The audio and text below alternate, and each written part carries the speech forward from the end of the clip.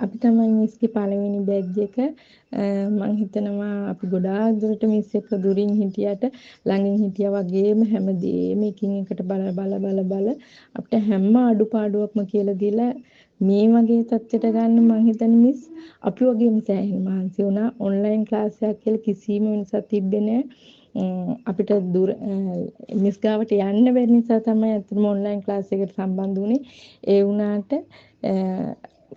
මම හිතන්නේ ළඟ හිටියා වගේම මිස් අපිට කියලා දුන්නා ගර්ල් ටොප් එක හදනකොට මූණු කැත වෙලා හැම වෙලාවෙම හදන දරුවෝ තව හදන්න මේක වෙනස් කරන්න මේක මෙහෙම කරන්න ඇස් බෝලේ මෙහෙම දාන්න එහෙම කිය අපි හැම වෙලාවෙම ෆොටෝ එක දාන සැනින් අපිට හැම වෙලාවෙම රිප්ලයි එක දුන්නා.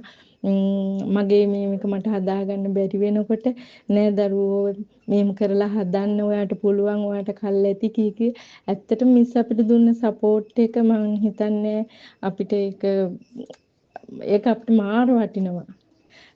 කවදාවත් මිස් අපිට වෙනසක් කරේ නැහැ. මිස්ගේ ෆිසිකල් ක්ලාස් එක මේක ඔන්ලයින් එක නෑ හැම වෙලාවෙම අහන හැම අඩුපාඩුවක්ම අපිට කියලා දීලා. ඇත්තටම මම නම් හිතන්නේ ෆිසිකල් ක්ලාස් එක වගේ කියලා මේ කියන්නේ ඔන්ලයින් ක්ලාස් එකේ වෙනසක් වුණා කියලා මම නම් කීයටවත් හිතන්නේ.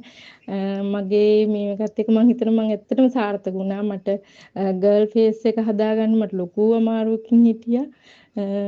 මම හිතන්නේ ඇත්තටම කිසිම බය නැතුව කරන්න පුළුවන් ක්ලාස් එකක් තමයි මිස්ගේ ඔන්ලයින් ක්ලාස් එක.